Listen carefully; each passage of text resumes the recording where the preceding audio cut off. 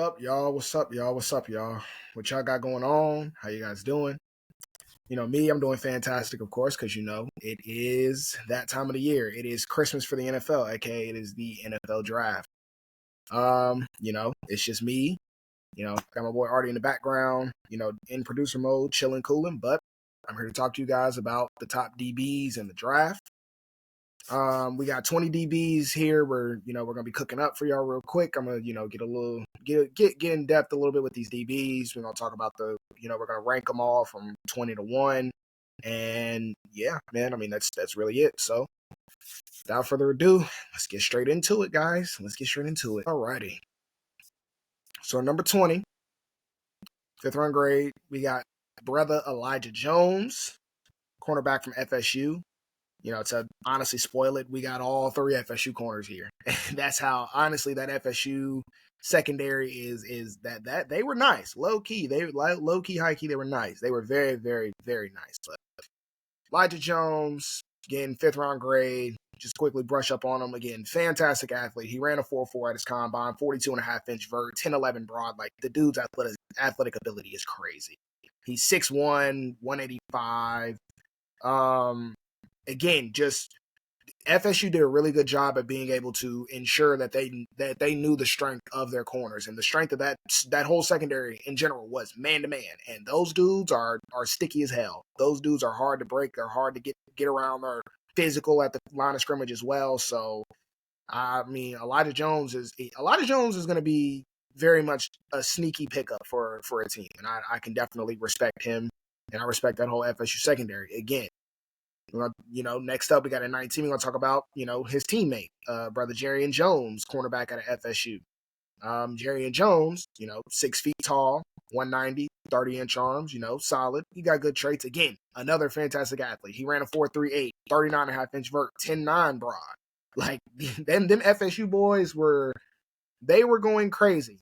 But again, fantastic man corner. He actually has some ability to be able to play in the nickel if he needs to, if need be. But, again, being a nickel, being a guy that can play the nickel matters. As we see in the league, we see teams load up at receivers, and they're loading up with 3 basically star-studded receivers. And in order to match them, you got to have 3 star-studded corners to cover these guys. So, again, being a nickel, it is never a bad thing. It is never a bad thing around here.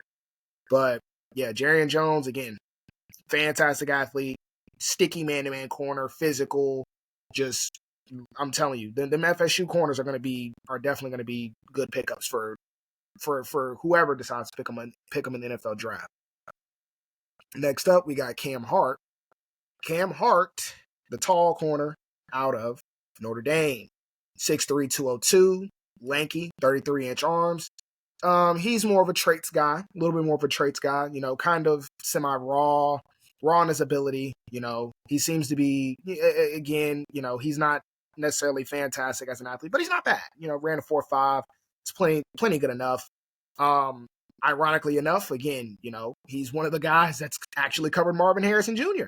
Covered him really, really well. And that definitely means something. That means everything because, I mean, we all agree Marvin Harrison is probably going to go top 5. He's not going any farther than 5. Probably going to go to Arizona at 4. But, I mean, look, man, he's got the main title that no one else has is he played his best game against Marvin Harrison Jr. And, I mean, that's crazy. That's crazy to me. Of course, he doesn't really have a lot of ball production, a lot of ball skills, whatever. That's a little bit disappointing for him. And he might not, and again, with him not being a super duper fantastic foot athlete, he might struggle, covering the quicker corners type, but he can definitely, he'll definitely be able to cover your bigger physical receivers. At number 17, we got my boy from Louisville, go Cards, Jarvis Brownlee. Again, I have him as a 5th round grade. He's probably going to project as a nickel only, but there is nothing wrong with being a nickel only. Nickels are needed. Nickels in the league are needed. They're very much needed. They're very valued. So we got Jarvis Brownlee, 5'10", 194, 31 and a quarter inch arms, which is really good for a nickel. That's good length in, and ironically, actually, he came from FSU. So look, FSU is just everywhere. FSU is everywhere in this draft. But again, aggressive corner. He loves to, play up and tight and get hands on while, wanting to disrupt the routes. He's a solid tackler. He's fearless. He comes up, he hits, or he comes up, he's willing to, thump pads with anybody despite being 5'10" with a very, very slight frame. It just, that really means something to me. That really means something to me. It does. And yeah, he's going to be, again, as I said, for, the FSU corners. Again, he's from FSU, but, obviously coming out of Louisville or transferred to Louisville, but he's going to be a pickup. 16, we got Kyrie Jackson, cornerback out of Oregon. Kyrie Jackson, similar-ish to Cam Hart, is very traits-like. This is another traits guy. 6'4", 194, 32 3/4 inch arms. This dude is everything you want in a prototypical tall corner. He runs a 4.5, which is, again, that's not bad at all. Ironically enough, he definitely does better, again, as your typical taller corner does. He does better in zone than he does as a kind of man or kind of press kind of guy. He can hold his own in the press, but at the same time, you kind of worry about his change of direction ability with him being so tall, especially with him being leggy as well. So him changing directions is probably not going to be the greatest. So he's probably going to be better in kind of a zone coverage type of scheme. So, just kind of like eyeballing Pittsburgh. I definitely can see Pittsburgh, if you want to pair him up with Joey Porter Jr. and just have two long, tall, lanky corners, two long, tall, covered two corners, it's not a bad idea for them. But yeah, as I said, and there's nothing wrong with any of the traits guys. Again, there's a lot of traits guys in the league that go into the league and they're solid corners. So yeah, I think Kyrie Jackson can definitely be one of those guys. All right, we're going to move on to the next 5. We got DJ James, cornerback out of Auburn. DJ James, 6 feet tall, 175, 31 inch arms. Again, quality athlete. He ran a 4.42 at the combine. The dude, he's actually a sleeper for me. Definitely great, great in zone and off coverage, and that, again, I think I've stated it many times, but if you could play off coverage, in my opinion, you could play any coverage. Off coverage is the hardest coverage to play, so if you can play any type of off coverage, if you're comfortable in off coverage, you can play any coverage. I promise you, it's all right and it's fine. Lacking in, in the size department a little bit, but overall, I think DJ James would be fine. I think he'll be a quality cornerback in the NFL for somebody. Somebody will probably take him in the 3rd, maybe early 4th round. Again, I have a 4th round grade on him, but they'll probably take him in the 3rd, early 4th, 3rd, early 4th, and kind of get cooking. Alrighty, we got Chris Abrams-Drain. All right, to let you guys in on a secret, I've been watching Chris Abrams-Drain for a minute now. I think I watched him. I've been watching for about 2 years now. 2 years now, low key, and he's again another quality corner. 5'11", 179, 31 inch arms.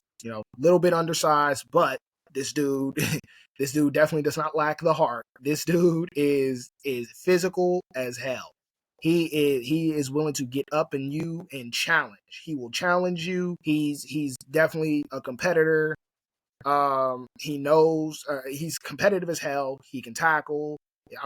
He again, as I stated, he could be a quality nickel candidate, and nickels matter in the league nowadays. So there's nothing wrong with Chris Abrams-Drain being a nickel. Again, I can see him going high in the 3rd, but personally, I have a 4th round grade on him, but I can see him going high in the 3rd, and just a team lucking up on a guy that's just overtly physical and just got the heart.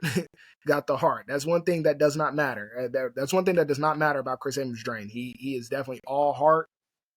All heart. Forget the height, but he's all heart. All right, moving on. 13, we got Andrew Phillips out of UK. Boo. FUK. They trash. It is what it is. I'm a Cards fan, so forget UK. But put my bias to the sides. Andrew Phillips is a really, really good corner. 5'11", 190, 31 and a quarter inch arms. Decent athlete, ran a 4.48, had an 11.3 broad, 42 inch vert. Again, quality athlete. Phillips is definitely interesting because again, he can definitely he thrives in that kind of man coverage scheme that UK's been running for a couple years now.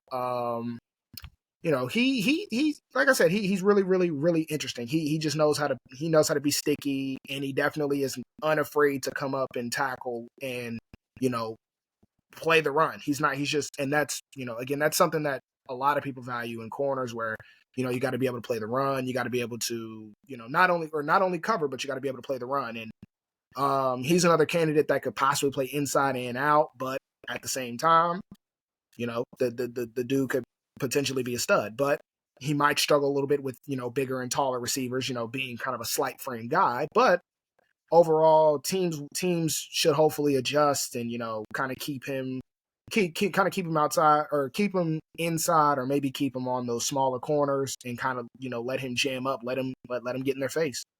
We got Kalen Carson out of Wake Forest. I feel like Kalen Carson's definitely been I feel like he's been underrated. He's been very, very underrated this whole process. I don't know why, but he's definitely been underrated.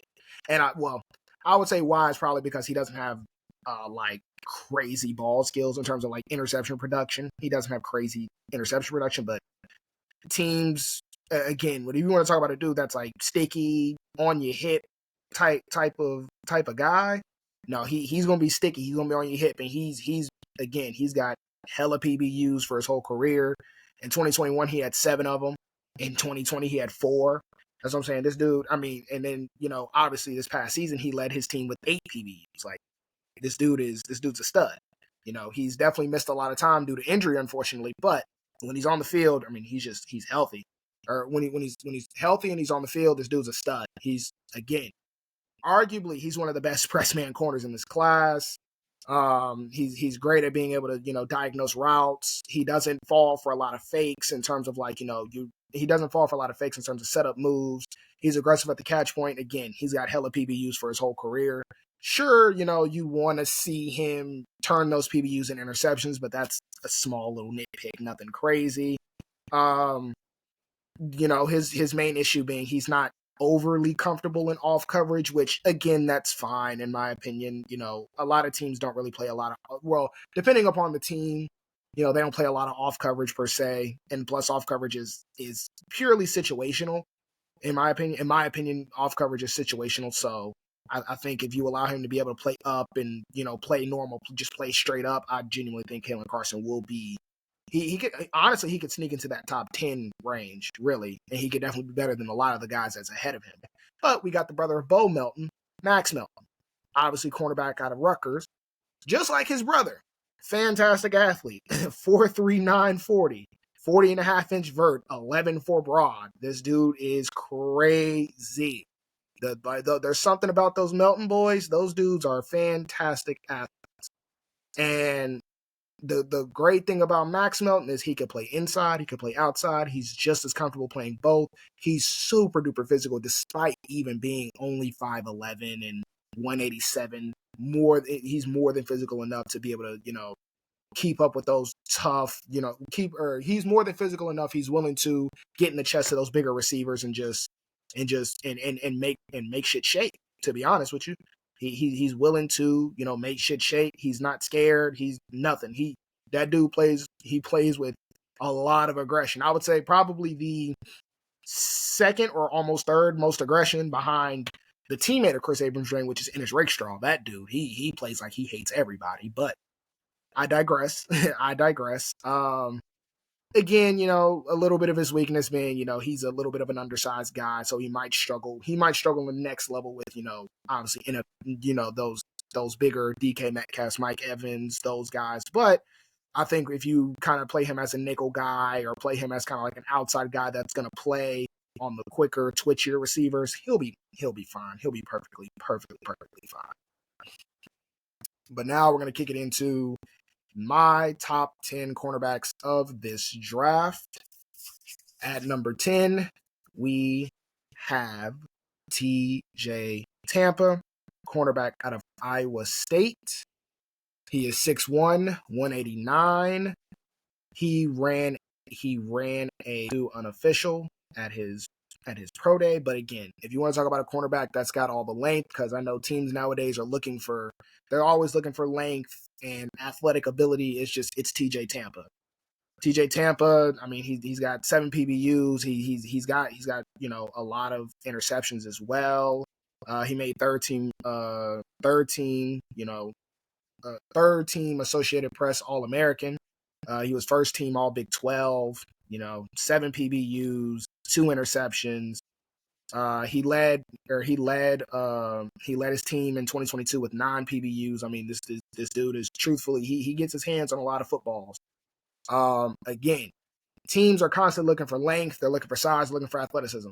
And normally the issue with those taller corners is those guys normally struggle to keep up with, any type of good or any type of good athletic receiver. But I think Tampa can actually do so pretty well. I don't think he necessarily changes directions all that well, but at the same time, I think he's got, even though it says 4.52, I think he's got enough long speed to keep up with those guys. Ironically enough, my comp for him is Trayvon Diggs. I do think he very much reminds me of Trayvon Diggs. Definitely probably going to be a zone corner that ends up he's probably going to end up being a quality, high quality corner, on a zone team. He could play. I don't think he's going to be as good as Trey Diggs is in man, but definitely he's got good zone eyes. He's got good zone awareness. Obviously not the best in the class, but he's got good quality zone awareness. And if you can play zone coverage in the league, the league will take you. They'll make it work. All right. Next up, we're going to move on to my number 9 corner, which is Kamari Lassiter, cornerback out of Georgia. He is 5'11", 5'11 and a half, 186. He ran a 4.45. It's a little disappointing. That's kind of one of the question marks with him is, that kind of that long speed factor. But in terms of physicality, this dude is unmatched. He is competitive at the catch point, 8 PBUs. He's willing to fight. I can't remember exactly who the team was, but one of his most impressive plays to me was just, he's playing a little bit off coverage, and a team is trying to run like a what do they call it? They call it like a ghost screen, essentially. Like the motion man runs behind the quarterback, and they're going to literally dump down and run a screen. The receivers in front of him are blocking. Lassiter sees it all the way, blows that play up, and absolutely dumps whoever caught the ball. Like just dumped him on his head. This dude Lassiter is even though he's only 5'11", he's only 186, this dude is physical as hell. He wants to get in your chest. He's ultra uber competitive. His teammates talk about him in a loving light in terms of this dude is he plays with his hair on fire. This dude is whoo. He knows it. He's got great instincts. But again, the athleticism concerns are definitely something to keep an eye on for him. But I think he'll be fine. Again, I think you should honestly kind of treat him like a bigger corner. Kind of treat him like a bigger corner. Let him play kind of up and physical. Keep him in kind of a zone coverage type of scheme. He can play a little bit of man, but don't stick him on those fast guys. I think those fast guys are kind of make him look like burnt toast. But overall, Kamari Lassiter is definitely still a stud. At number 8. I'm pushing my narratives here. That is one thing I will do. I am not afraid to push narratives. And I have Renardo Green, cornerback out of FSU. Now, Renardo Green, he's definitely received some love, but I don't think he's receiving enough love. But, bro, Renardo Green can play. Renardo Green, 100% can play. At first, all those FSU boys can play. But I think Renardo Green is going to end up being the best one out of all of those, out of all the FSU corners. 6 feet tall, 186. As we have here, he's a flex guy, so he can play inside, he can play outside. Again, 31 and 1/4-inch arms, 13 PBUs. Like this dude, he's again ultra uber competitive at the catch point.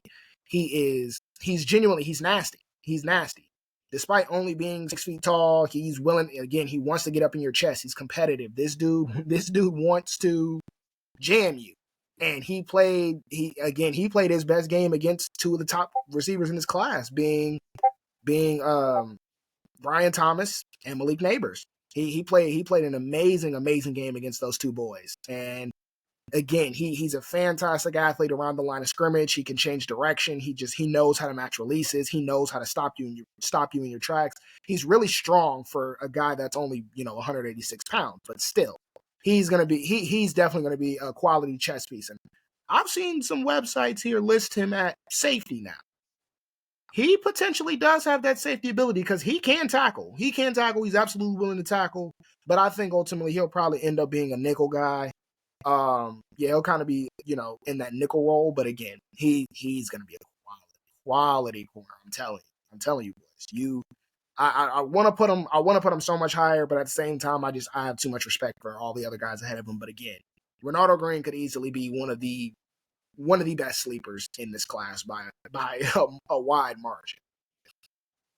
Next up, we got the little man. We got the little man from Michigan, Mikey Sainristra. I feel like we've been talking about this guy for a while now, and that's because he's damn good. Mike Sainristra, 5'9", 182, 4.47 40, 30 and 7/8 arms, 6 INTs. The dude has ball production, 6 INTs, 6 PBUs. Shoot, at the combine, he had 14 bench reps.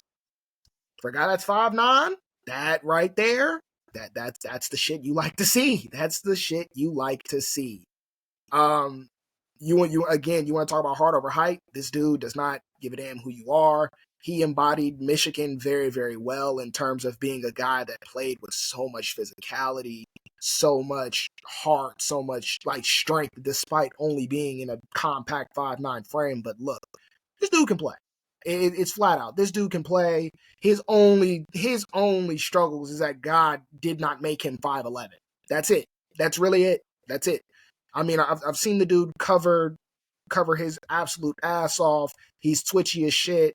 He's great. The only thing that he needs is more. The only thing he needs is more experience, since he obviously is he's still relatively new to the cornerback position. I forgot where he played. I think he played. They mentioned it a while ago when he was a freshman, but I think he played either receiver or was running. I think he was playing offense for a while, but he ended up switching to corner, and he's taken off.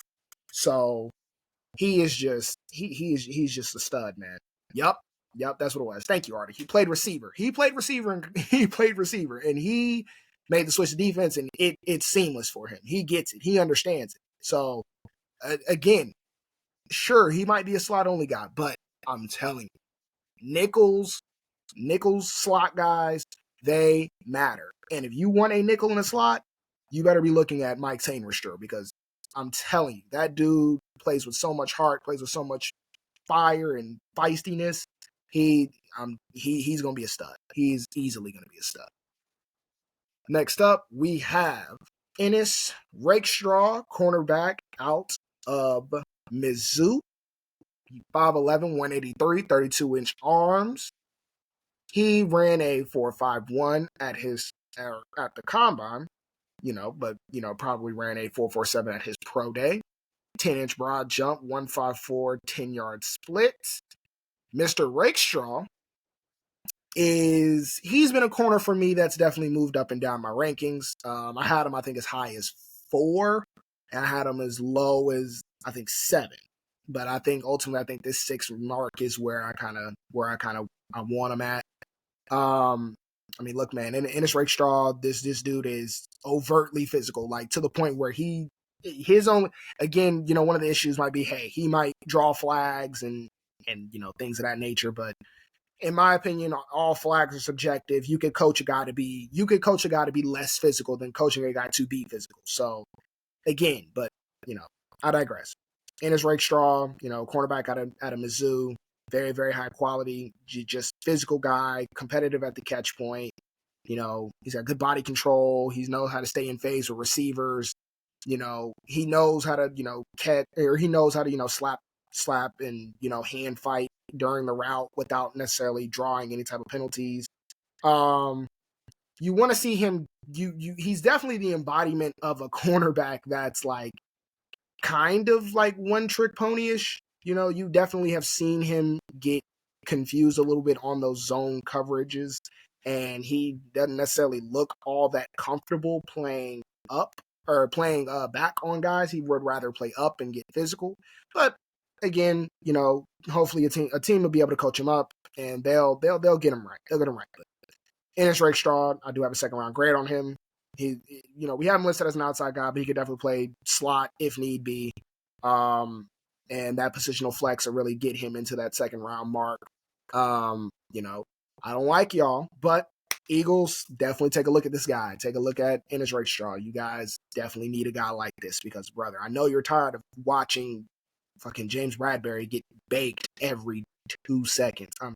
I'm tired of watching it, and I'm a Cowboy fan. I love to see it, but I hate to see it at the same time. But it is what it is. He was a former All-Pro. Jesus Christ, that dude stinks. He stinks. But number 5, we have Nate Wiggins, cornerback out of Clemson. Nate Wiggins, 6'1", 173. The dude ran a 4.28 40. That means something to me. That means something to me. But look, this dude has fantastic ball skills, 2 interceptions, 6 PB or 6, pass deflections. Again, as I stated at the combine, he ran a 4.28, 36 or 10.7 broad. I mean, this dude he's a stud.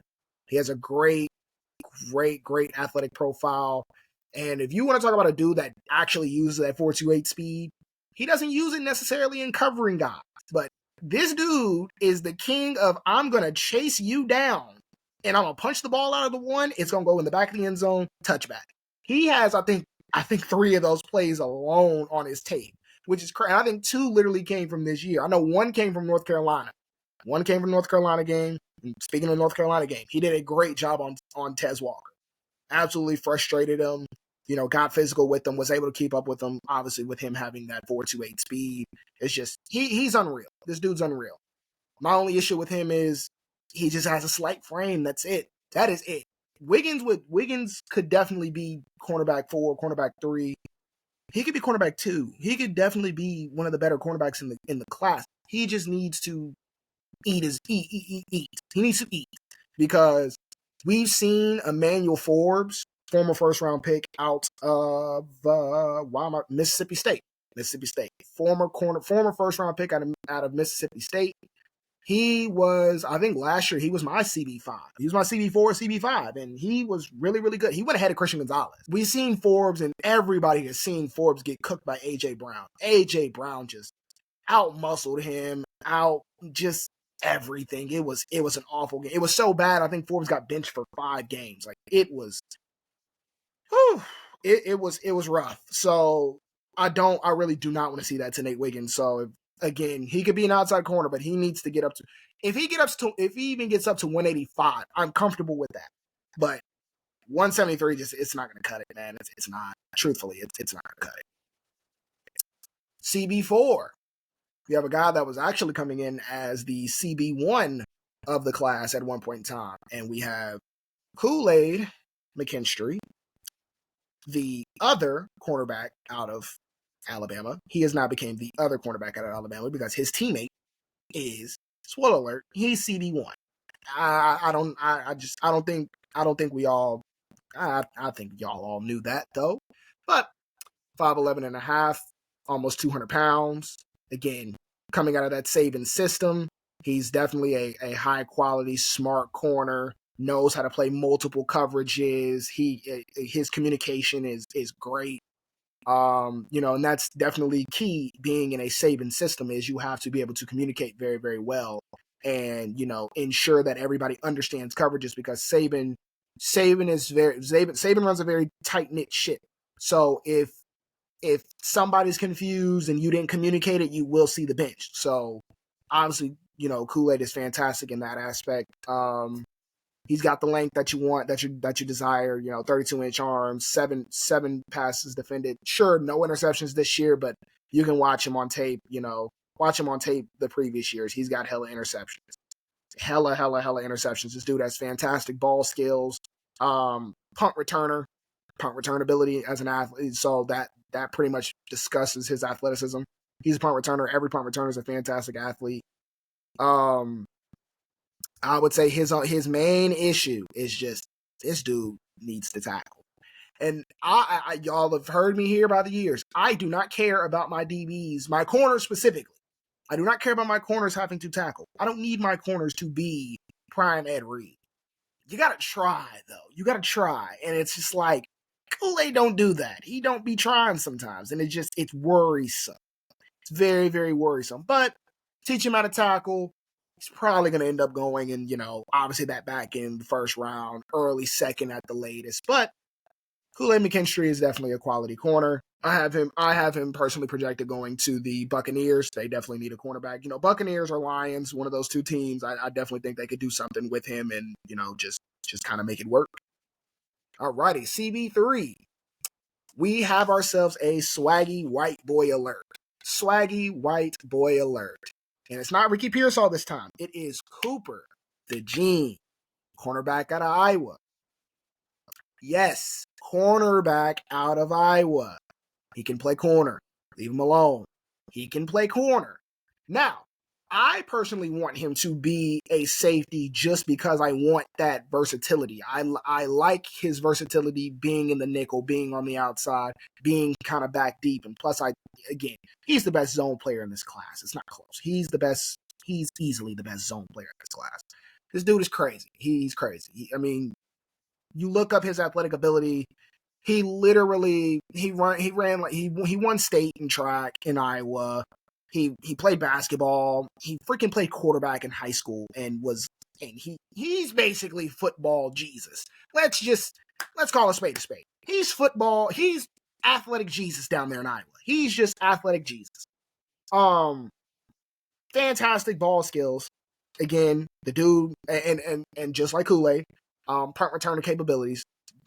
Again, he's arguably the best athlete in this class. He just is. He just is. That's why he gets the swaggy white boy alert. But, again, as I said, he's the best zone corner in this. He's the best zone guy in this class. Formally, period. Whether you view him as a safety, whether you view him as a corner, I don't care. He's the best zone guy in this class. He just is. This dude is so cerebral and smart. He knows how to bait with his zone. He knows, when to be competitive. He knows when to fall off of guys. Just that right there is that's so great. It's fantastic for him. So for him to already know how to do that at a high elite level is so crazy. He's got the highest floor. He's gonna work. Whether you play on that corner, whether you play on that safety, he's going to work. And he is going to be damn good. He's gonna be damn good. And because I'm not lazy and I'm not gonna make he's just Jason Sehorn. No. His comp is Minkah Fitzpatrick. That dude is Minkah Fitzpatrick. He can definitely play the nickel. He can play safety. He can play corner if he wants to. Fantastic athlete. Come on, man. Quit playing with Cooper. Quit playing with Cooper. He's freaking fantastic, dude. Don't try to stick him as a safety just because he's white. Don't do it. We know y'all want to. Don't do it. He can play corner. But Cooper DeJean, safety or corner. I want him to play safety, but corner. Cornerback 3. Cornerback 2. We have a little school guy. Small school guy from Toledo. Quinyon Mitchell. Quinyon Mitchell is 6 feet tall, 195. Dude ran a 4.43 or 4.33, 4.33 at the combine. Crazy. And, fun fact, he did 20 reps at the bench. That's crazy. That's crazy for a corner. He did 20 bench reps. That is nuts. But look, Quinyon Mitchell coming out of Toledo. You see the number of passes defended. 18 passes defended, 1 interception. People question, oh my God, does he really have, ball skills? I think it was last year. I forgot who they played, but he definitely had, I think it was 3 interceptions in one game. Sure, that was all the interceptions he caught that year, but I think he had 3 in one. He had 3 in literally one game. So it is what it is. That dude, he knows. He knows how to play. And he absolutely can play. And one thing about the NFL is if you're a small school guy and you can play, they will find you. And this dude has been found. I said it a minute ago, he could easily be the best corner. And at one point in time, he was CB1. But unfortunately, Terrion Arnold kind of took that role and just ran with it. But Quinyon Mitchell, is fantastic. At Toledo, they had him running a garbage scheme. They were playing 10 yards off cover 3. And this dude looked fantastic doing it. So, as I say, if you could play off coverage, you could play any coverage. So, obviously, he had the season he had. He goes to the Senior Bowl. His question mark at the Senior Bowl was, can he keep up with the level of competition? And can he play any coverage besides off coverage? This dude went into the Senior Bowl and pressed every single receiver he's seen. Sticky. He did not get beat. This dude was on everybody's hip, pressing them, doing the usual, DBs, none of that. He was so good. He was fantastic.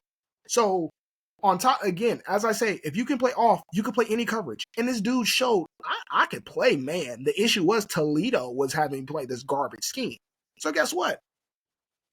This dude is going to be able to do anything he wants in the league at this point. He's going to be able to do anything. And he can play. He does it. He has the fantastic athleticism and the change of direction to be able to play inside and out. His only issue is you in that off coverage, he definitely looks a lot less comfortable.